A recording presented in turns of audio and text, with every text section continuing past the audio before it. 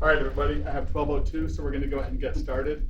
Thanks to everybody for coming to the second of our 30-year anniversary events here at the board.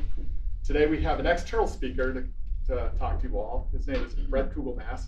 He's a former robotics entrepreneur from Silicon Valley, who in 2002 set up the Research Institute Energy Impact Center.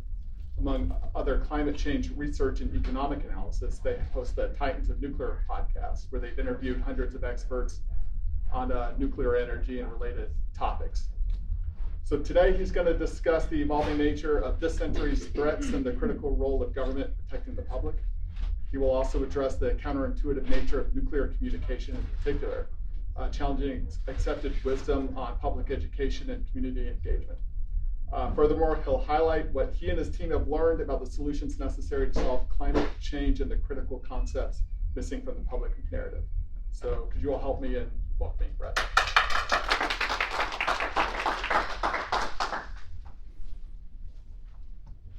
Thank you. And thanks all for joining today. It's an honor to be invited here and happy to share with you some of the things that I've learned over the last couple of years. Some of them are pretty counterintuitive, so we'll get to that in a minute. And sometimes I feel like we're in the calm before the storm. Things feel pretty great. We've all got jobs. We're well fed. The economy is roaring. But I am a bit apprehensive in this period of rapid social and technological change. Sure, social and technological change can have an interesting intersection point. I mean, think of the phone, right? When we communicate across the world with a friend instantly over video. I mean, that's benign and that's amazing. But what I'm worried about is when they amplify each other. Technology can amplify social change in the dissemination of ideology, the ability to circumvent traditional power structures, and even allow for some governments to monitor and control the behavior en masse. Society can also amplify technological change. When our desire for attention drives ever more addictive features, when politics determines government research priorities, and when regulatory influence is wielded to create artificial advantages. We've got this huge surge in technological capabilities, but we haven't captured proportional gains. Our chips are 1 million times faster, but the average person isn't spending less time at work, isn't less anxious, isn't less vulnerable to flood or economic collapse. You'd think that at this point we would have captured such incredible abundance that as an advanced society we'd have the tools, the institutional foresight, and organizational discipline to tackle any challenge. Last century, when there was one disproportionate threat, nuclear weapons, we built the proper safety infrastructure to reduce risk and give the public a sense of comfort. But this century's threats, to name a few: artificial intelligence, bioengineered superviruses, infrastructure crippling cyber attacks, climate change, could cause just as much devastation as a nuke, and they are exponentially increasing in strength. You here are an essential part of the great protective infrastructure last century put in place. Well thought out, great mission, staffed with the brightest and most dedicated, all to protect the public, to protect the world. A foundational element of a prosperous future. But while I recognize that you and your colleagues at the State Department, Department of Energy, Defense, United Nations were organized as a response to us seeing the horrible power of nuclear weapons firsthand, I don't think we can afford to be reactive in assembling such talent to protect us against the perils yet to come. We need more of you, facilitating responsible custodianship of the world's next greatest threats before it's too late. So happy 30th, keep up the good work. And that's part one of what I have to say. Okay. So part two is a few lessons learned throughout my time in the nuclear community.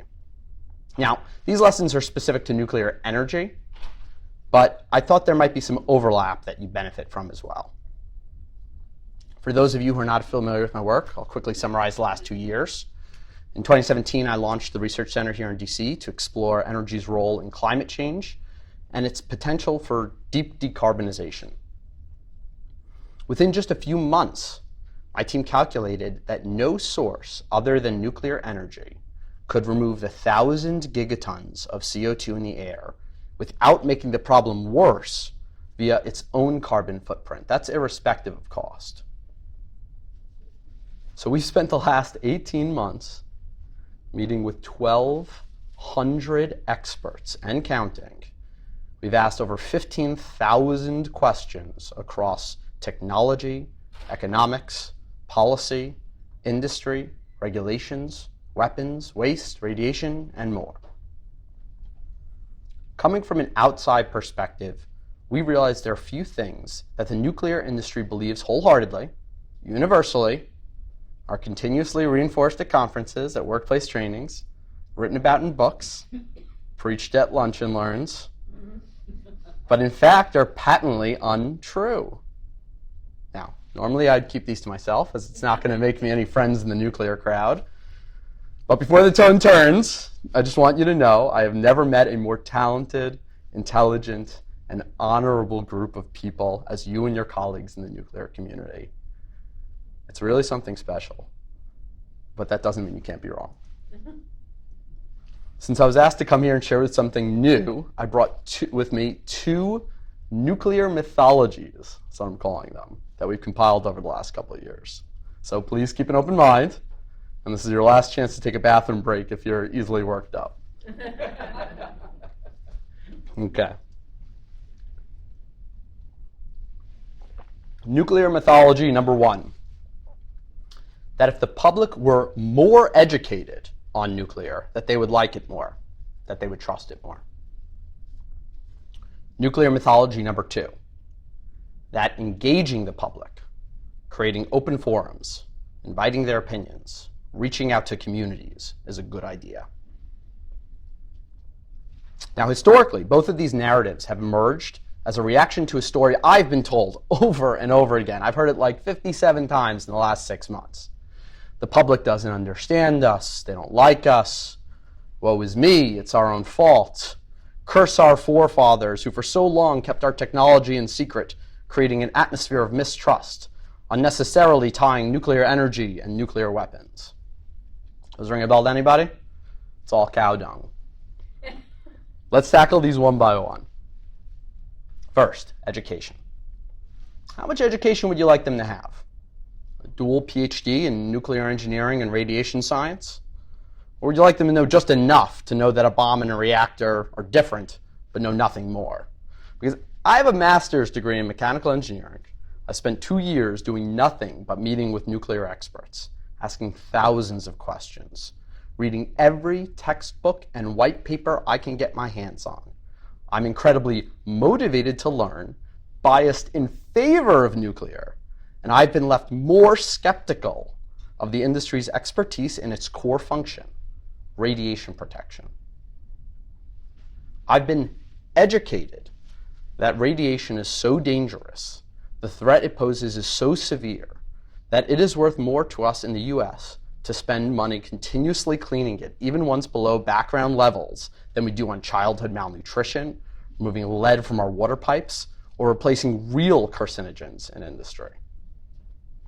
I've been educated that the linear no-threshold theory of radiation, despite being discredited, is a practical basis for regulations, and that OLARA is a good thing, even though it drives over 90% of the cost in nuclear energy and nuclear medicine, forcing the adoption of far more dangerous alternatives, including non-use. I've been educated that it's more appropriate to consolidate waste instead of diluting it.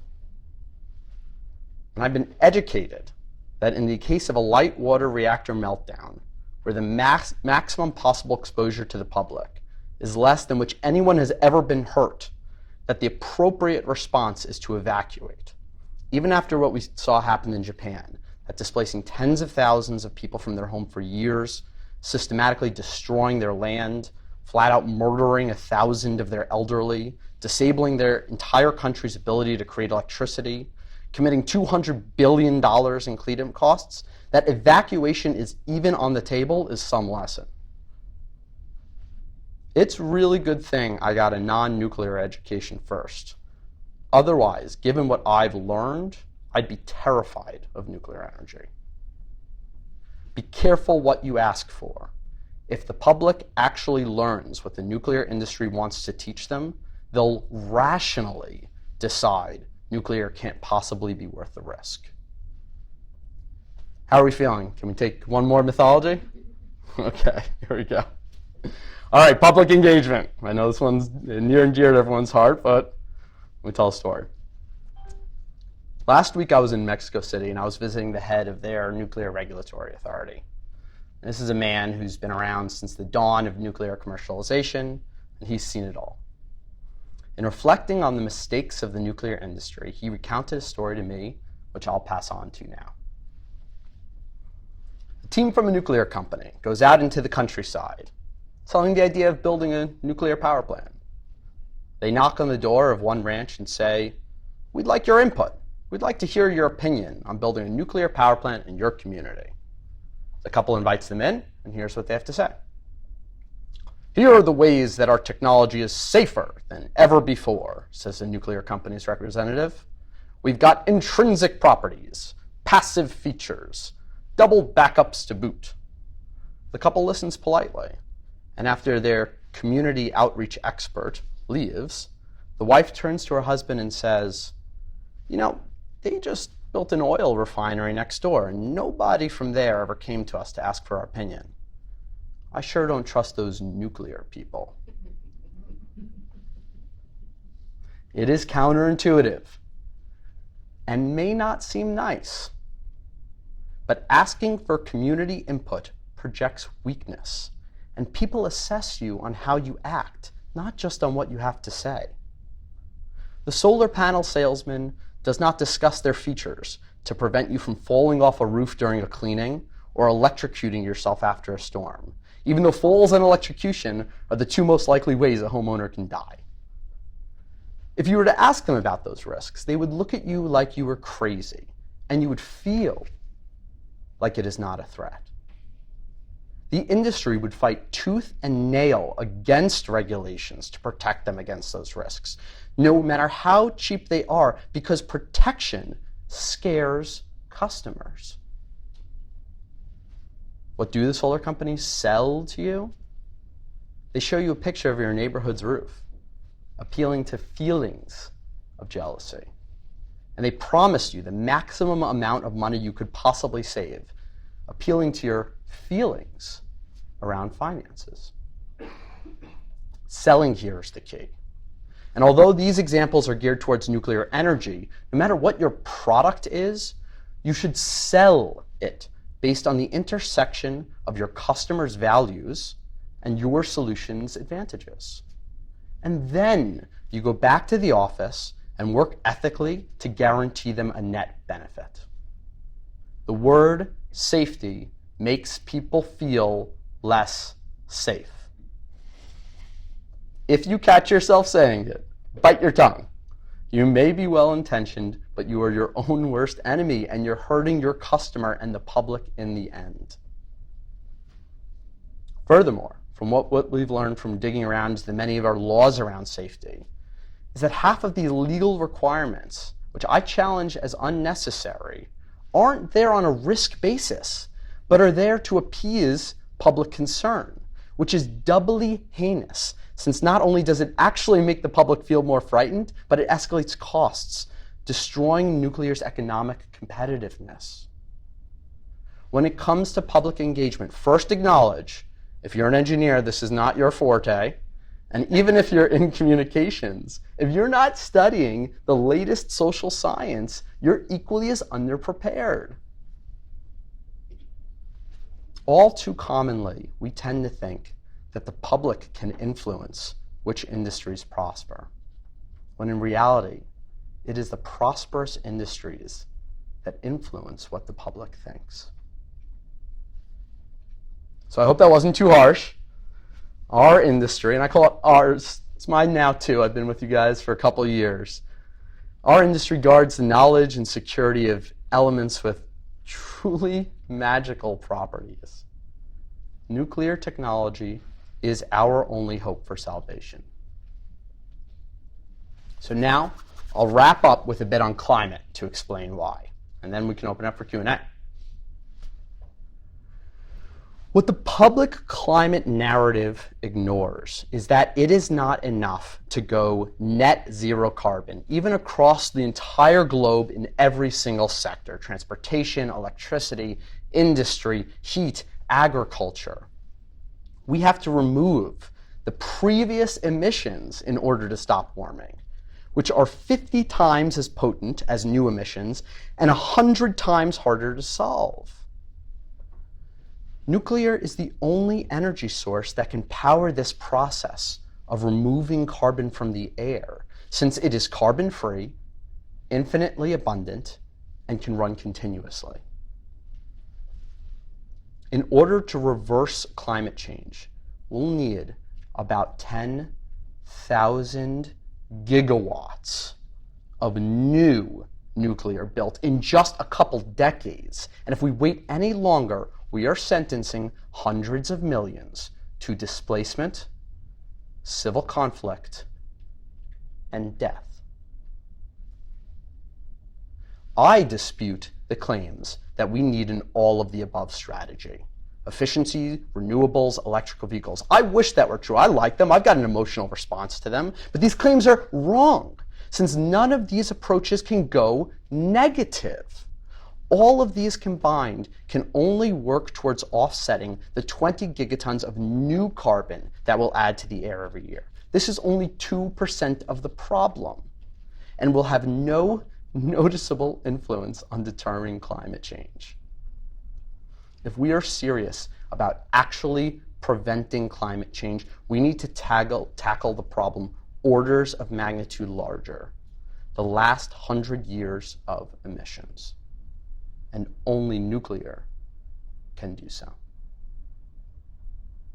Thank you very much, guys. I know there's a lot in there. Covered some topics that are probably near and dear and very counterintuitive to probably what a lot of you guys have talked about, whether it comes to communication strategies, but I'm happy to dig into any of those further with you. Also happy to go over the climate question as well. A lot of my talks are just simply on climate and nuclear energy, specifically around the cost of nuclear energy too. So please have at me. I'll just throw out something on your last train of thought. Yeah. And that being the futility of renewables, which a lot of the public doesn't understand the concept that of what I'll call 30-70. You know, your renewables are only giving you the power capacity, the power you think you're getting about 30% of the time. Yeah. Obviously the sun, you know, by definition, 30% of the time. Yeah. Turns out wind about the same. And that's probably actually generous. The other 70%, you gotta have a baseload source. Yeah. And so that's the thing that I wish the entity could get across to the public, is that that 30-70 concept. Yeah. You're gonna, that 70% is gonna be fossil fuels if it's not nuclear. So I'm 100% with you on the futility, the all of the above. It's starting out losing. Yeah. Thought, and I'll share other thoughts, but I want. Yeah. No, thanks for bringing it up. So I picked up on one thing that you said there, which I thought was important, because it speaks to actually my first kind of like gut instinct when I first started learning about this too. And it actually took some of these 1,200 experts I've spoken to set me straight and teach me about communication. It's a losing battle for starting off with math. It is a losing battle for trying to appeal to them, to appeal to the masses based on illogical grounds. Yeah, I think we have to decide to ourselves, is it more important to be right and say what is correct, or is it more important to win and protect the planet? And if it's more important to win, then you got to sell the product. You got to sell nuclear energy. And we're doing the opposite of that. When we talk about safety, when we even acknowledge waste as a serious threat relative to any other types of threats that we have. So I mean, like look at Flint, Michigan, still has lead in the water. Like, where's the Yucca Mountain for the lead in Flint? But like the fact that we even keep talking about it, the fact that we keep bringing it up, the fact that we don't immediately dismiss it when someone comes at us experts as well, what do we do about the waste? And we say, well, we could do a deep geologic understory, this, that. We should say what waste? And if they want an explanation, no explanation. You look at them like they're crazy, because that's what the solar people would do if you ask them about the toxic waste of solar panels. And they're selling their product. They're selling a product that doesn't make sense to sell with respect to climate, because they're good salespeople. So I think we could learn a lesson or two from them. I think we could learn a lesson or two from the oil and gas industry. How did they keep getting away with all this? I mean, they're killing 30,000 Americans a year, actually killing. Like asthma killing, not just like, oh, your life expectancy might be a little lower. And they get away with it because they're better salespeople. And there's a house explosion about every third or fourth That's day right. in the news. That's right. At least recently. That's right. But so it all comes back to selling, right? And people don't like that because it's like, oh, we're engineers, we're not salespeople, and salespeople have greasy hair and they're unethical. But if you look at what they're doing, they speak to people's emotion. They have an emotional conversation with someone instead of a logical conversation with them. That's all selling is. And so if what you really care about is protecting the public, let's get them as much nuclear energy as humanly possible. And if that's the goal, then we have to speak to them emotionally, which might not always be so mathematically accurate. So it's hard for us engineers. I know. I was a mechanical engineer too. This took a lot of beating out of me to like get through my thick skull. Yeah, please. Yeah. So just to kind of rebut, so I think the intersection between public awareness and the very safety that we have is very important. So, like getting away from nuclear for a second, if you think about the Triangle Shirtwaist factory fire, that resulted in a lot of public outcry, which then put pressure on public officials to create regulations that made that industry safer.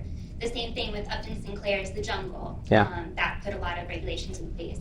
When you think about now turning to nuclear, 3 Mile Island, what were really the actual consequences to the public and their safety were pretty minor, but it caused public outcry, it caused public concern, which then put pressure on the industry and on public officials. And actually, we're a lot safer because of the actions we took in response to that.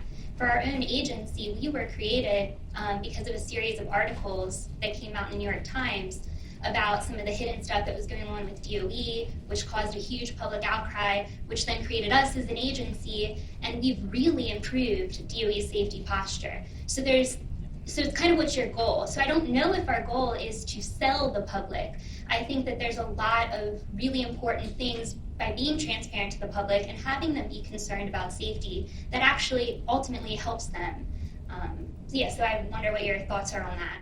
Yeah, I get it. That was the first thing that I've heard when I came to the nuclear community, and I've kept hearing that same rhetoric over and over again, that we're safer. I'll challenge that on two fronts. That we're safer because of 3 Mile Island, because of the responses to 3 Mile Island. On net, do we really think that's true? If we tacked on an extra, hundreds of millions of dollars to each power plant and upgrades over time, and that led to nuclear being less cost competitive against coal, and we did that again after Chernobyl, and we did that again after 9/11, and we did that again after Fukushima. We keep making it more and more expensive. On net, we've made the country far less safe, because every single year that goes by without us replacing coal, we killed 30,000 Americans with our inaction. Every single year that nuclear remains less economically competitive has the net effect of us killing 30,000 Americans. And 7 million across the world. So on net, I don't think it's safer. We could also kind of go through the many of the technical arguments on if these safety improvements in response to 3 Mile Island, in response to Chernobyl, in response to 9/11, in response to Fukushima have actually made us safer from a technical perspective. I'm not sure that that's true either. I've met with virtually every type of expert that I can across the nuclear community, from people who design diesel backup generator systems, containment, I mean, you name it. And there are many things that we have implemented in the name of safety that we take as unquestionable truths that simply are not true. For instance, a common one that I always hear is about containment, how important containment was. Oh, those stupid Russians didn't even have a containment dome over Chernobyl. Okay, well, let's look at what containment does. Airtight containment, which is in the rule, which virtually every nuclear engineer I speak to says is a good idea, traps hydrogen gas, right? If we didn't have a requirement for airtight containment in your containment dome, it would be a lot cheaper to assemble those things, for one, and then also the hydrogen gas would have leaked out. And yes, maybe a little bit of gaseous radionuclides would have escaped when the core melted, but just a little bit. Instead, because of our safety requirement, which everyone here thinks is so important to have a containment dome, we trapped the hydrogen gas, allowed for a hydrogen gas explosion, which further distributed radionuclides. So I think that there are reasons on the net aggregate effect why we have made the public less safe, and then also on each technical basis, we've made the public less safe as well. So we can go into this ad nauseum. I know how much nuclear engineers love to get into nitty-gritty, and we will. Afterwards, I'm happy to stay and talk to you about all this, but I'll open it up to some more questions in the meantime. So I agree with your evaluation. I think we get to enjoy public support because of the way Congress structured us, the way we are set up and established. So in my experience is when you break it down to the people, no matter how much information you give them, they're looking at, do they have confidence in the people, not the other stuff. So you've spent 2 years talking and interviewing, and I guess the evidence is the evidence. The industry's struggling. It's not necessarily growing. It's not growing in this country. So what is some of the feedback you've gotten from entities in the industry on this theory? And what do they think needs to be done different that's not being done right now? Here's the problem. Ooh, this is hard to say. Since after 3 Mile Island, the industry has gone through this self-cannibalization reaction where every time that there's an accident anywhere, we apply additional regulations to ourselves. But that's by no accident. Most people work in the nuclear industry, work in radiation protection or safety equipment. And even people who work at Westinghouse, what is 99.9% of what they design in a nuclear plant? Safety, safety, safety, safety, safety. So it is there's an Oscar Wilde quote, it's hard to make a man understand something when his salary depends on it. It is very difficult to have this conversation with people in the nuclear industry because most of them, now, why I feel comfortable talking about it is because everyone I've met, and like I said before, I wasn't bullshitting you, smartest people I've ever met, period, hands down, end of story. And want to do the right thing too, right? But the problem is when you spent your entire career designing safety systems, you're not thinking, oh, I could just design a more efficient reactor, or I could just design a turbine, I could do anything, I'm awesome. You think, no, safety is the most important thing. And so there's a lot of, from within the community, there's a lot of pushback. When I take these ideas and I bring them to a non-nuclear civil engineering firm, non-nuclear mechanical engineering firm, I'm like, hey, test some of these assumptions for me. They come back across the board. Yes, they should not have those extra safety systems in there. Those are causing more problems than good. They're driving up costs. What are they doing? They're working themselves into bankruptcy. This is crazy. So there's a huge bifurcation in the conversation, whether you're in the industry or not. But I think over time, through conversation, through dialogue, we can make this happen.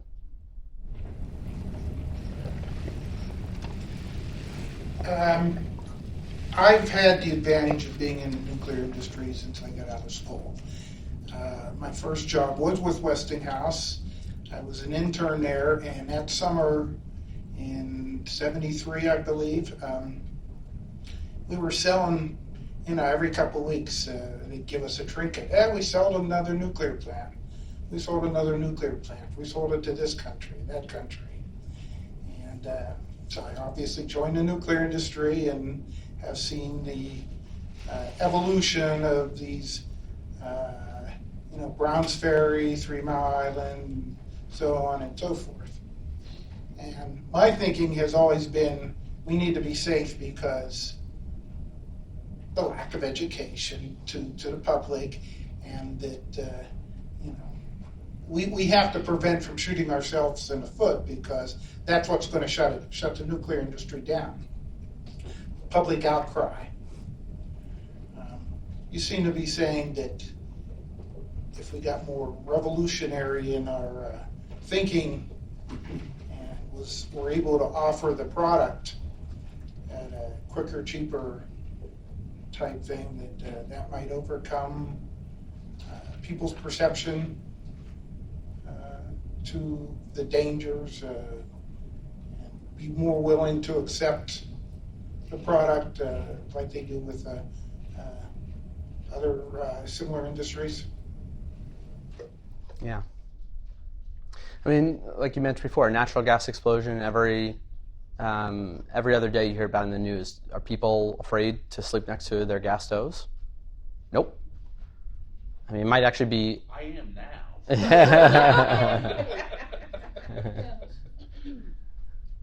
But, yeah, I've heard that one a lot. I've heard we have a zero tolerance policy on failure because the next accident means the end of the nuclear industry. And I dispute that wholeheartedly.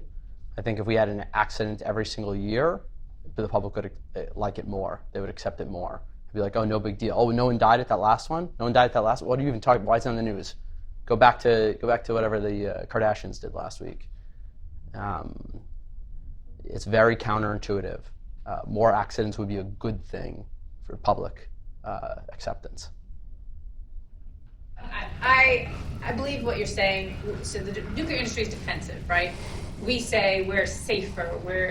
This is the next generation. We're non-proliferant, and nobody sells product by saying, we're safer. Well, safer than what? Wait, why do you have to be safer? Because we inherently are saying that it's dangerous to start with. And if you are starting from scratch, I would agree with you wholeheartedly. You're selling something new. So there has to be a rebranding of the nuclear industry and maybe call it something else because at this point in time, the nuclear genie's out of the bottle. The radiation fear, the Simpsons and the green goo coming out of the waste barrel. Waste is not green, by the way. All of that colors public perception.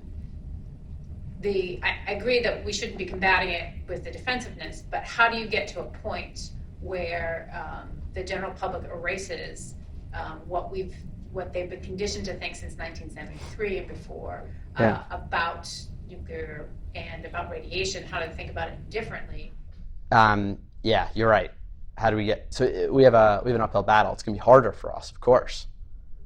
Remember the nuclear renaissance, everybody? There was going to be this nuclear renaissance 2008. It wasn't public protests that stopped those 30 reactors from being built. We could have had 30 more reactors if the economics worked out, right? And so economics. If you're cheaper, the industry will start hiring the best marketing people, probably from the oil and gas industry. We're somehow able to turn the word clean into people liking coal and the word natural into people liking methane. And it'll be economically prosperous, and people will see more of them, and they'll learn to like it. And maybe they won't be. Maybe you won't have a concrete dome anymore. Concrete's ugly. People don't want concrete in their backyards. Like people want shiny things that look like Apple products. Okay, and so maybe they'll start redesigning. I know Third Way did this exhibition on reimagined nuclear architecture. Amazing, right? That speaks to people emotionally, right? That speaks to their feelings. That's how you get people to like you. You build pretty stuff in their backyard so they can see it. You put a public park around it so their kids can play there and have soccer games on the nuclear lawn. And over time, public opinion will change, but I would argue for most places you do not need public opinion change. You don't have to start in California. You don't have to start in Massachusetts. You build where they already are, where people want them anyway, and you just grow from there. You bite it off one bit at a time. But you gotta start with the utilities. The utilities have to believe in it too. Yeah. Yeah. You gotta sell to utilities. Sell, sell, sell, sell, sell. Don't tell them that you have that. Don't tell them the AP 1000 is safer than what they built in the 1970s. Tell them whatever you're building, whatever you want to call it, whatever you want to brand it, is cheaper than what they built in the 1970s. I think We tried that too. They tried to sell AP 1000 on speed of construction and therefore less cost risk. and they did so, and they sold 4 of them, and they didn't deliver. And why? Because they have a million more extra safety systems in them. They've designed it while they built it was the other problem. Right. But I mean, and we could get into this debate for hours, but if you look at it, I claim almost everything in nuclear is a safety system, right? Because if you look at the cost of their concrete, why should their concrete cost more? Why should their concrete take more to install? Why should their welding cost more? It's all safety, safety, safety, safety, safety. And so these things fundamentally cost more because they're designed to be safer, when in reality, they're not achieving that end goal. And by the way, when energy becomes 10 times cheaper than it is today, that doesn't just mean we solve climate change. I mean, that means clean, fresh water to all of humanity. That is an amazing goal to strive for. That means better access to food, better access to building materials, better access to medicine for all of humanity. That is what we can look forward to. When people talk to me about, safety to prevent another Fukushima. Okay, Fukushima didn't kill anyone. I would take a Fukushima every single year if it meant that we had clean water for all of humanity. That means we can bring people out of poverty. That means if it could avoid the air pollution deaths from the other energy sources. And the public makes this trade-off all the time. That's why we still have natural gas explosions, right? Instead of there being a natural gas regulatory agency that goes house by house and does inspections and makes sure that you got tags and all these things and extra safety devices, we make these trade-offs. We value cheap energy because intuitively we know that cheap energy means we can get to work cheaper. Cheap energy means that the things that we buy are cheaper. The things that we need are cheaper. Cheap energy is a good thing. One might even argue at the end of the day that cheap energy is worth climate change because of all the other human prosperity it enables that it isn't directly attributable to it, but is in fact due to cheap energy. So sorry, that was a little rant. Other questions? Please. So you talked about 10,000 gigawatts of nuclear. I'm just trying to do the math in my head. That's quite a bit of increased capacity. Can you speak to that a little bit? Yeah. So 10,000 gigawatts, right? So you could imagine 10,000 of our typical gigawatt scale plants, right? Or you could imagine 100,000 plants, 1/10 the size. Or you could imagine 1,000,000 plants, 1/100th the size. And when you get that small and you actually look at what's necessary to pump water around and the steel involved, you're talking about something the size of like a semi-truck. And we've got companies on planet Earth today that make 1 million of those a year. So although, and I know it just seems so daunting because it's like so hard for us to even like get one off the ground in 15 years, $10 billion, but sorry nuclear engineers, a nuclear plant is not more complicated than an automobile. It's not. And we do a really good job manufacturing really complex things when there's a market to do it, and the capital required for any given individual unit is far, far lower. The problem is it's not an individual buying it. The problem is that it's a utility buying it or it's a government buying it. So you actually have to get buy-in from other than a consumer. Right. Right. There are 30 countries today that have told the IAEA we want to do whatever it takes to get a nuclear plant, but sorry, it's just a little bit too expensive. There are a lot of places that you could start building nuclear en masse And then the minute that it becomes cheaper to buy a new nuclear plant on a levelized cost of electricity basis and deliver electricity from that than to continue operating existing assets, which at your even a $25 per megawatt hour rate you would be, all other energy infrastructure will just start shutting down from economics alone. And the utilities will demand the cheaper solution, and they will lobby the Congress, and the president himself at some point, whoever it is at any point, will say, why does every other country have cheaper energy than the US? Why have we lost our entire manufacturing sector? Why is everything so much more expensive here? Why can't we compete on the global stage anymore? And then, so even if the US is the absolute last holdout when it comes to getting cheap nuclear, it will fall too. Economics is everything. That's my main argument. You'll hear this in all my talks. I give a bunch of these at universities now, and you can find a bunch online. For me, it always comes back to economics.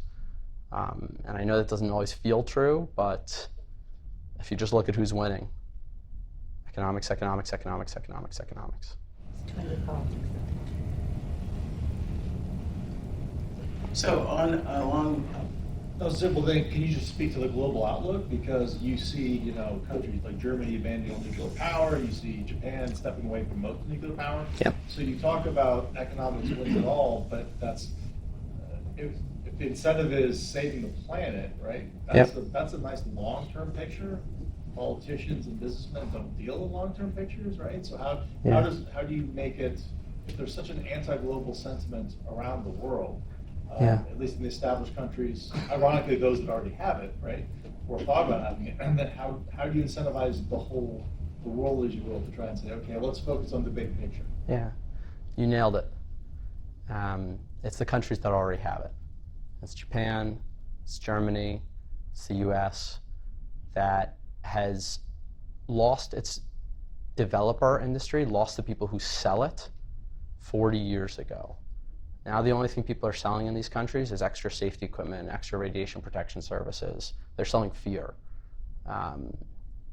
So that's why these countries have turned that way. That's fine. They can be the last to turn back. It'll be the newer countries that have never had it, the countries that can barely provide clean water for their people, who have ongoing even civil conflict right now, who don't see a meltdown as the worst problem they have to deal with. These people don't have the same fears that the German political elite do, that the Japanese political elite do, that even in the US, it's like sometimes it seems like it's anti-nuclear here. It's not everybody. 50% of people don't even know what nuclear energy is. Even this, I think, would be a pretty easy country to win over. Maybe not California, maybe not Massachusetts, fine. Let Arizona continue selling all their power to them. Is there any progress in developing countries? Not until someone delivers a cheap nuclear plant. And they're not going to buy AP1000s, that's for damn sure. So, I don't know if this is in your, something you've looked at or not. Quasi-deregulation, we talk about regulation as in safety regulations, but deregulation of the energy industry is a whole other bureaucratic set of regulators that drive what's happening. Do you think that's been a positive on the whole for the nuclear industry? Regulation? Oh boy, don't get me started. Okay. Well, we can break regulation into two pieces: electricity markets, and then also regulation when it comes to nuclear stuff itself. Obviously, the deregulation of the markets, it didn't really deregulate them, right? Wholesale versus retail. It's it's a different type of regulation. It's a regulation that gave other energy sources an unfair advantage.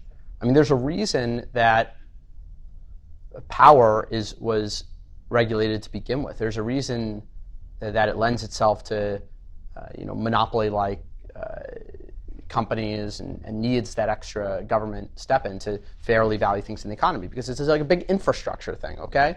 And when they initially created those rules, they thought, okay, how do we most effectively get power to the people? Right? That was the initial thought process. And there's a lot of things you have to consider. You have to consider long-term capacity. You have to consider stability of the electric grid. And so the deregulation didn't, fairly price all the other qualities that nuclear has. So that's the one side. On the regulation on nuclear stuff itself, power plants and radiation, I mean, I actually think one change to the regulation would solve everything. Listen, I think that the organizations who uphold these regulations, they're not doing anything wrong. They've got incredibly smart people who work for them. They're following the law. They're following their congressional mandate. They're following what the standards bodies tell them. They're doing everything right. It's not their fault that it's being wielded in a way that is net negative to society. The NRC can't say, listen, coal causes this many deaths, so we're going to let nuclear accidents happen. They cannot say that if they wanted to. But what we could do is we could change our standards on radiation itself. I think if all we did was change what the standards bodies, how they classify the risks associated with radiation, to real science, not what some geneticist said once in the 1970s, and then the linear no threshold theory was based on that for all of time.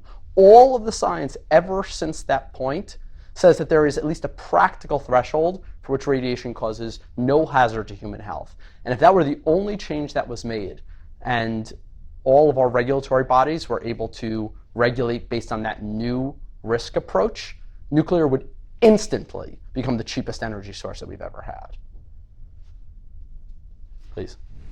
So to kind of counter sort of the economic arguments that you're making a little bit, and the theory that you posited that we could have an accident every year, and then and coal's not, coal's having accidents. You get in your car and you have an accident, like that happens all the time.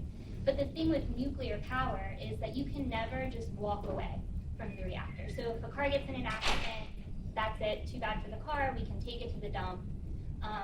So the nuclear reactor, you've got your residual heat that you have to deal with, you have your spent fuel that you have to deal with. Yeah. If there is an accident, even if you're not concerned about the consequences to the public, to the broader public, that the closer you get to the scene of the accident, the more radiation you're dealing with, the more waste that you're dealing with.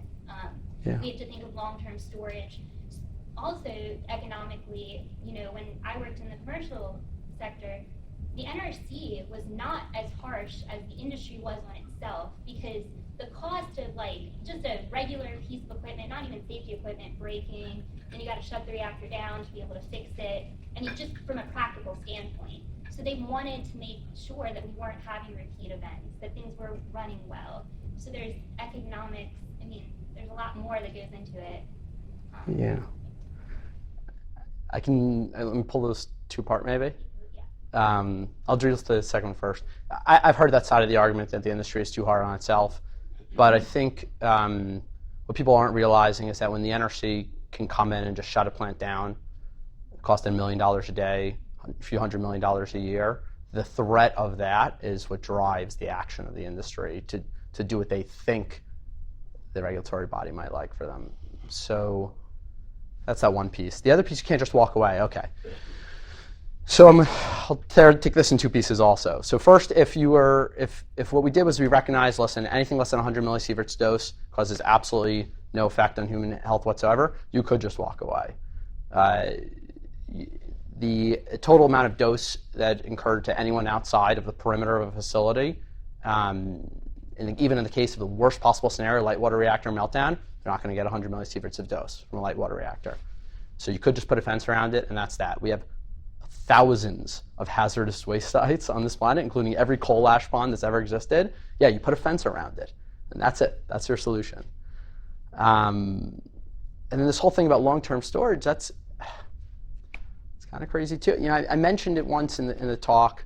I didn't elaborate on it, but this idea of dilution versus concentration. The fact that we concentrate waste, the fact that we bundle it together, that's what causes the hazard. To dilute it is what every other industry that I talked to about this, I talked to the chemical industry. I'm like, well, you got some hazardous chemicals. What do you do about it? They say we slowly pour it in a river, and we used to pour it in a river really fast, and it would kill some stuff. And then the EPA came in and they said, okay, you can't be killing stuff anymore. So then they slowly poured in a river, and it's actually fine, believe it or not. I mean, if you drink a glass of chlorine, it will kill you, right? But we dilute chlorine and put it in our drinking water everywhere you go in this country. So this idea of let's store waste, let's put it together when it actually does create heat when it's together. I mean, radiation drops off according to the inverse square law. You don't like it, take a step away from it. You don't like it, spread it out. That's totally fine. That is totally a reasonable way to deal with a hazard to human health. They used to dump it in the ocean. That was the correct thing to do. I know it sounds horrible from an environmental perspective, but what you want to do to anything that has toxicity or radioactivity to prevent hazard to human health is grind it up into little pieces and spread it out as far as you can. If we created 100% nuclear energy at 10 times today's capacity for the next 1,000 years, and we just ground it up, the waste, and put it in the ocean for all time, you would not be able to detect an increase in the magnitude of radiation from the ocean. And then people say, okay, well then, these things can bioaccumulate. No, they don't. Isotopes biodilute. They do not bioaccumulate. Elements bioaccumulate. So our entire approach, what I've learned from the nuclear community, these things that are set in stone, here's how we have to deal with radiation, here's how we have to do protection, I specifically took these to other industries, and they say this is not the way to do it. You are making things more hazardous for people. We used to think it was a good idea to explode nuclear weapons in the atmosphere. One of the things that made us quit doing that was people were measuring strontium in their baby teeth. There actually were campaigns, mail in your baby teeth. And intervener groups would test them, and they would take out full-page ads. There's strontium in your baby's teeth because of nuclear testing. Yeah. And it's not because it was biodiluting, it's because it was getting concentrated in milk, and then babies were having milk, and it was ending up in their teeth. The element of strontium can bioaccumulate. Isotopes biodilute with respect to each other, right? So if you're worried about an element's radioactivity, but not its toxicity, the best thing to do would be to just dump more of that element on top of itself at your point of disposal. So if you're afraid of iodine-129, dump a bunch of normal iodine on top of it, and it won't have that same effect in terms of bioaccumulation. Strontium detecting your teeth, that's okay. That is not the end of the world. You know what? A lot of strontium in your teeth is a problem. Magnitude matters here. And we lose track of that. One of the reasons that nuclear has become such an easy target is you can detect a single atom's decay, right? It's very easy to detect. If you were to look at all the other bad things inside your body, strontium is the least of your worries. All right, I think we're about out of time. We've used up our hour, so we all thank Bret. Thank you, guys. Thank you for listening. I really appreciate it.